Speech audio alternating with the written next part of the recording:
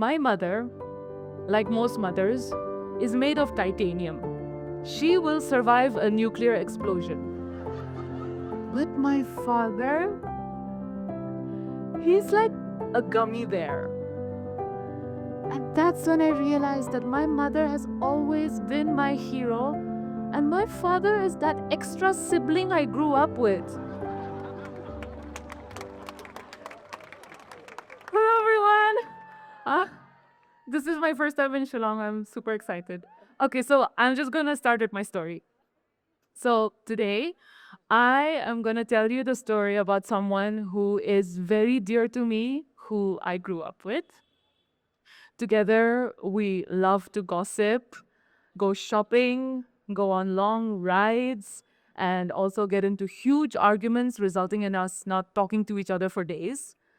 I am talking, of course, about my father. So, who is my father? If you ask the neighbors, they will tell you that he is the loudest man in Upper Midland Colony, Kohima. If you ask his in laws, they will tell you he is the best cook in Nagaland. If you ask his nieces and nephews, they will tell you that he's absolutely hilarious. If you ask his wife, she will tell you she has absolutely no idea how he manages to lodge his foot into his mouth every time at the wrong moment. And if you ask his daughter, she will tell you that he was so much fun to grow up with. So, my father was born in Nagaland, and he spent his first few years in a very remote village. And this was during a time when development and education were still making their way to our state. Some of his classmates would come to school naked. Some classmates would just bunk classes to go work in the paddy fields. And in kindergarten, he had classmates who were as old as 14 years. One day, the teacher punished a student, which is a normal thing to do. The next day, the student's father came to threaten the teacher with a dao. Do you guys know what a dao is? It's a Naga machete that was used to chop off heads in the good old days. And this guy just showed up with it. And what happened in the next few moments is something that would be etched in the memory of the students forever. The teacher jumped out of the window and escaped and left all the children behind. And then everyone panicked and ran away, and school was cancelled. So these were the kind of stories that I would listen to while growing up. And I loved listening to his stories, especially his Shillong stories. He studied here. He studied in Shillong in the 1970s, renting a house in Cliff Colony, living the ultimate Naga bachelor life. And by that, I mean getting drunk and fighting with other Naga bachelors. But my father was also a very unprejudiced man. So he also got drunk and fought with Khasi, Mizo, Arunachali, and Assamese bachelors. So he was one of my first friends. I loved following him around everywhere he went.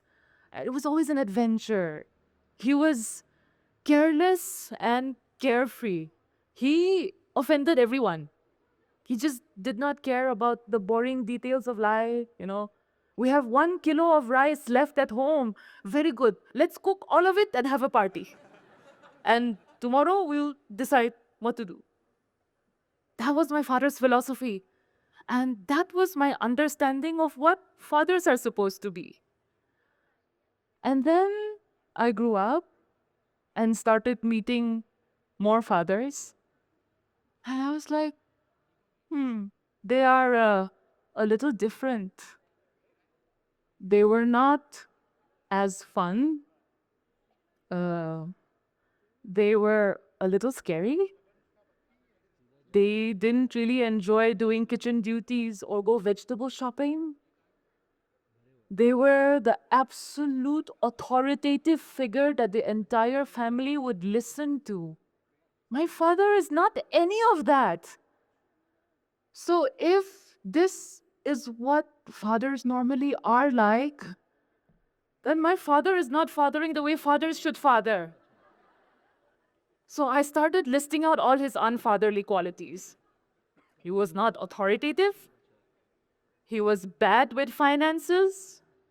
He had two wives, not at the same time, but still, he was reckless. You know, he used to have a job as an excise inspector. That is a government job. That also central government job. He decided to quit because he wanted to go and be the PA for some politician. He quit a central government job, guys. You know, one day I just asked him, Papa, if you had not quit your job and gotten all your promotions, what would you have been today? He said, dead. What? Well, I used to drink all the alcohol I seized, so I would have died. Good thing I left that job. So now all these qualities were leading up to one fundamental flaw, that maybe he was not as responsible a parent as my mother was. And we just take it for granted that mothers are supposed to take a heavier chunk of the sacrifice. My mother, like most mothers, is made of titanium. She will survive a nuclear explosion. But my father, he's like a gummy bear. And that's when I realized that my mother has always been my hero, and my father is that extra sibling I grew up with. My other brother. And then after that, the distinction became very clear. Mummy was the problem solving spinal cord that held the family together, and Papa was the carefree, hilarious jester that brought color into our lives. And having an influence like that was so important because he taught me such important things. He taught me not to take myself too seriously, to be proud of being my silly self even in public, to always share everything that I had with my friends, and the most important lesson of all, to never miss an opportunity to make someone laugh. No matter what situation you are in, even when you are fighting for your life in the hospital, even when your body is failing you, make sure you're still able to make the nurses and the doctors laugh. You see, when I was 15, I almost lost my father. After being misdiagnosed in Kohima, he was flown to Delhi on a stretcher, expected to return back in a coffin. That man came back in 7 days. He went and met his old doctor, who was shocked to see my father walk into his office. All he could say was, "You're still alive." To which my father said, "Yes, you tried very hard to kill me, but I'm a tough fellow. Try harder next time." That was 2 decades ago. And then this year again, he got hospitalized, but it was for like tiny procedure.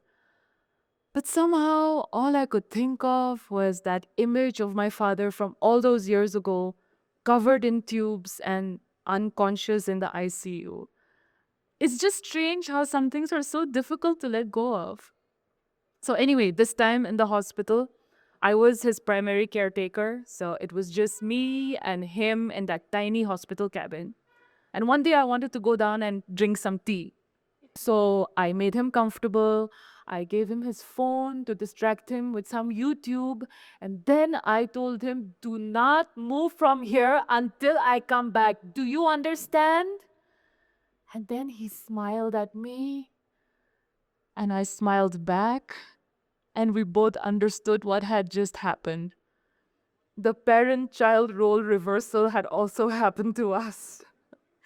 And that's pretty much been our bond for the past few years, where I'm the one he calls up when he wants to complain about his dandruff or to tell me that the neighbor's chicken ran away. or to send me lots of reminders to buy him turmeric powder from Meghalaya during my first ever trip to Shillong. I have Lakadong turmeric powder now packed in my suitcase as a result of that. So now I look at him, this man, my strange old son, whom I scold when he does not eat his medicines on time, whom I like to go to the grocery shops to buy him his favorite snacks, whom I like to keep checking on during his afternoon naps to make sure everything is okay. My mother looks at us and says, I don't know who's the parent and who's the child. Well, guess what, mommy? Even we don't know anymore. The only thing missing from this whole equation now, according to my father, is a grandchild.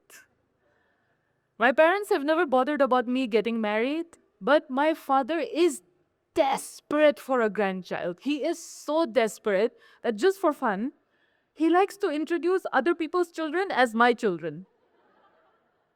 But I've already told you that he's sort of become like a son to me. So, in essence, he has become his own grandchild. And now, over the years, I have seen how life has sobered him down. Every once in a while, he gets the news that a friend has passed away. This man, who used to have street fights at 1 a.m. in the morning, is now quietly going through his medicine cabinet, wondering which of his pills is causing him constipation. This man who spent 29 days in jail for protesting against a racist Bollywood film now shows off his tomato plant that's starting to flower. This man who used to carry me on his back now takes a little more time climbing up the stairs. A little slower, a little smaller, a little more delicate. But his tongue remains as sharp as ever. Once a relative was complaining about someone and said, "Oh, I hate that man." My father said, "No, do not hate. Hate is too strong of an emotion. You must despise instead." One day I was chatting with him and said, "Papa, when you used to be an alcoholic," he said, "Excuse me. I was never an alcoholic. I was a drunkard." When I went on a trip with my boyfriend this year, he said, "Please video call us every day so that we know he has not killed you." But that's my father for you. Always masking his feelings with humor, always masking his love with food, always masking his pain with an ill-timed joke, but always there when I need someone to talk to. And I am so glad that I could stand here today and celebrate this man, my father, my friend, my brother, my son. Thank you so much. That's been my story.